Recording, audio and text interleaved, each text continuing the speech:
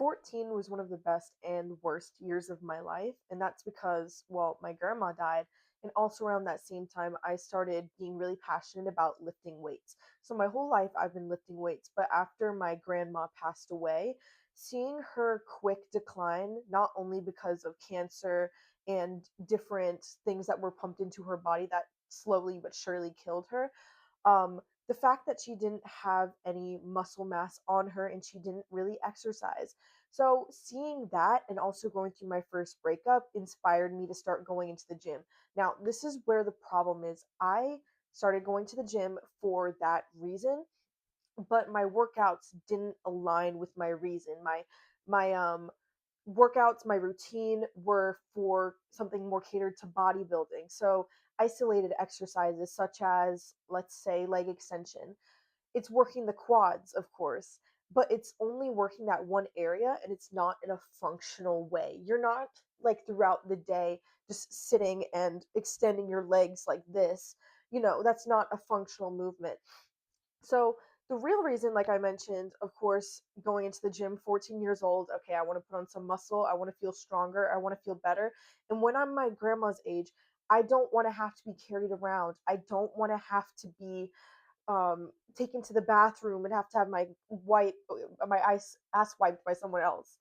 You know, when I'm retired, I want to be able to enjoy that time. I want to be able to go out and tie my own shoes, pick up boxes, go for walks.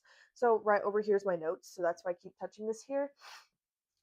But the problem was the training I was doing didn't exactly align with my goals. So, working out with my dad growing up, he was always really into functional movement. And while all that stuff is great, while the thing is, he's a man, and a lot of the workouts we were doing as a woman, they didn't exactly align with not only my cycle throughout the month, but also I just didn't want to do them. It's the truth. So, I started going into my own stuff and I did integrate a lot of functional movement, but especially what kind of turned me off from functional training in the first place was farmer carries.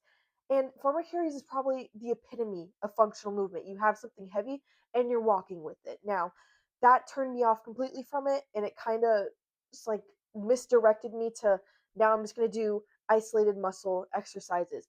And the thing is, I was training like a bodybuilder, isolating muscles. They're controlled, predictable, you know what you're doing, but in life it's not controlled, it's not predictable. When you're living throughout life, your body is a vessel, it's moving as one, and you're not like isolating like one. You're not just using your bicep to go and grab something, you're not just using your legs when you're picking up something heavy, you're using your entire, excuse me, you're using your entire body. So that is what is so important about functional training there.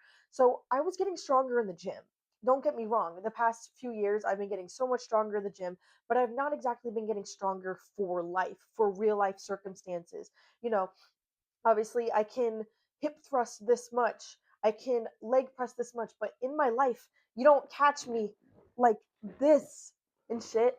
Yeah, I can, an example, I can preacher curl this much, but I'm not just throughout the day like this. Like curls, I love curls, but using actual weights, this is a functional movement, picking something up and putting it over your head. When I'm picking up um a heavy Coca-Cola box and I need to put it on the top shelf, that is very functional. So stuff like that, that is what I'm especially wanting to be working on lately. And I've found that my weightlifting and gym tactics and training hasn't aligned with that goal. So I'm completely switching gears. Not completely. I mean, I've always loved doing curls. I love free weights, but I'm kind of getting off the machines as much, and I'm using more free weights and functional movement, which I've realized now, especially being a stretch practitioner at Stretch Zone, is so important. I have people coming in that obviously they come in with immobilities and I'm there to stretch them and help them feel better. But because of lack of exercise, they can't even like bend over, tie their shoes. They need help to um pick up a box or something like that, or and one of my clients actually, she's a retired lady, and her mother-in-law, she's sick, she's old, and they're both rather sick and elderly, and she's taking care of her, and she had a fall. She has to carry her mother-in-law, my client, who's already not very strong and already has a lot of imbalances. She has to care for somebody else. And had these people, and obviously circumstances, could have been something financial, something happened. They're like, I don't know these people that well, but had they both taken care of themselves um, earlier in their lives and did functional training, they would both be able to go for a walk together. They wouldn't have to be stuck in the home together because both of them are immobile and they can't. I feel so bad for my client and the mother in law because she has a hard time taking care of her, of course. So, back into functional training. Um, Functional training doesn't isolate muscles. You're using your whole body like a vessel because life doesn't isolate muscles, like I was saying there. Remember, I have my notes over here. So, when I'm doing, let's say, like leg press, it's to an extent it's removing stability. Now, I can feel to an extent if one leg is compromising the other or one's pushing the other, but it doesn't exactly solve the problem because it's all one movement, it's all just one like isolation there. They're not really exactly working together. This is just my experience, first of all. If you like leg press, I'm not gonna stop you. I like leg press. It's one of my favorites. Ooh, my laundry's done. I'll have to go in a minute to go get that. Which can almost like hide the imbalances there, rather than if I'm doing like step ups, I can feel where I'm feeling imbalanced in one leg more than the other. Like this leg is definitely weaker than this. This is my left leg. Holy dude. But I can feel during step ups where the difference is between the two. And because I'm using one leg, I'm practicing not only the strength, but I'm building balance. I'm learning how to stabilize myself. So when I'm in my 60s and I'm walking up the stairs and I have two heavy bags, I can do that without falling on my face or falling down the stairs, you know? Hi, Nina. Come here, baby girl. So, what I switched. So, I know I said leg press. I switched that to squats because in life, you're going to be squatting down, you're going to be picking things up. That is inevitable. So, things like squats, just going down, going up, deadlifts, picking something up, step ups, you're going up the stairs. These are all things that you do throughout the day. These are all things that you're going to do in your life and you're not going to stop doing them. So, you might as well get really, really, really good at those because one day you're going to need to be able to do that still and be independent. So next, overhead press. What I've been doing lately is curl to overhead. I forgot what it's called. One of my clients actually told me about this one exercise. It's like Turkish get-ups where you're like sitting on the floor and you have like what's it called, a kettlebell, and you like get up with it over your head. I don't exactly know how to do it. I have not done that yet, but I found that interesting and I'll probably add that to my routine soon enough. Ooh. And like what I mentioned with farmers carries, I hate farmers carries. They're annoying. And to be honest, but it's because they're annoying that they're so good. Who loves carrying just like 5 bags of groceries in each hand and walking them inside? It's inconvenient and it's hard. But it's because it's hard that you need to do it in the gym. So when you are bringing in groceries, it's so much easier because you're practicing it in the gym. It's awesome. It's awesome. So I'm just emphasizing overall when you're doing functional training, not only is it obviously working all the muscles together, but also the core too. Like you wouldn't think with like example, sorry, my cat's messing with this.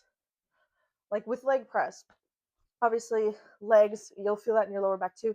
But with squats, you're working your legs, but also you're activating your core. You're using like your entire body because like let me give another example. Deadlift too. You're using your core too. So having that core strength that happens when you're doing functional movements, the core is in the center of your body. Like it's right here. Like it's not going anywhere. And when this is strong, this is literally the backbone to everything that you're doing.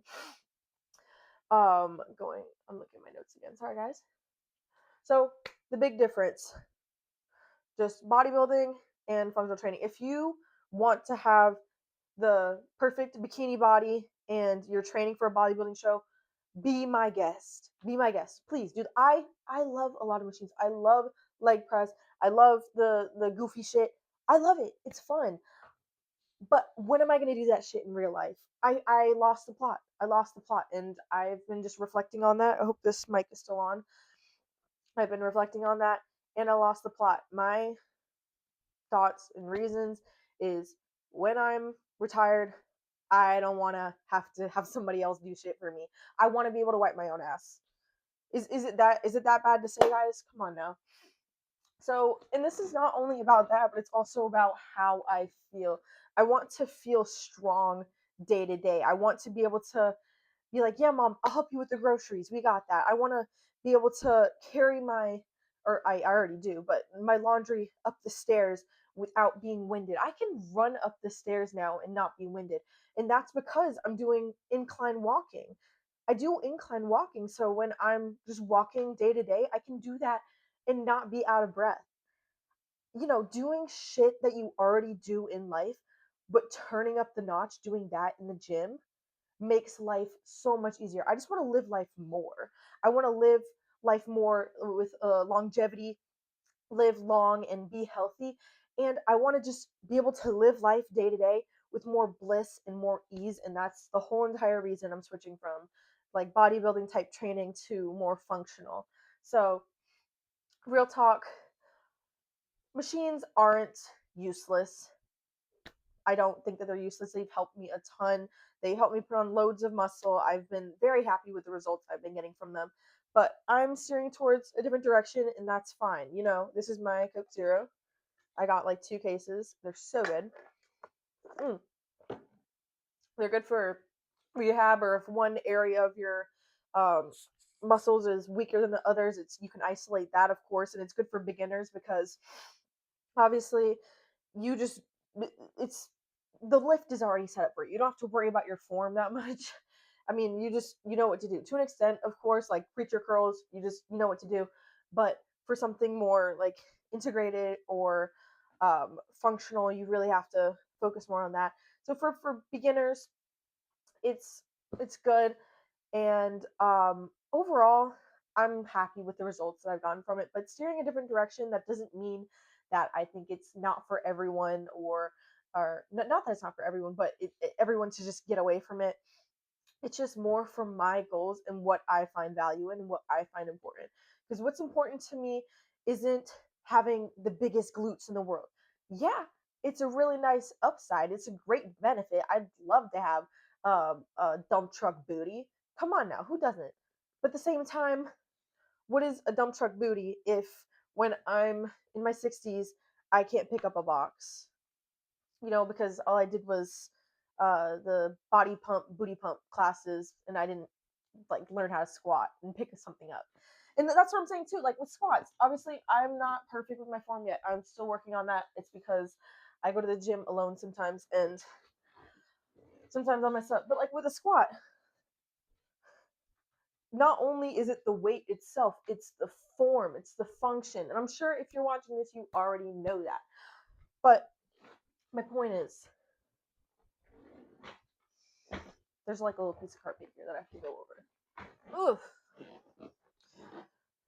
Using not only the weight, but learning how to do like things you do day to day, but better and in a way that won't get you injured, in a way that makes it easier.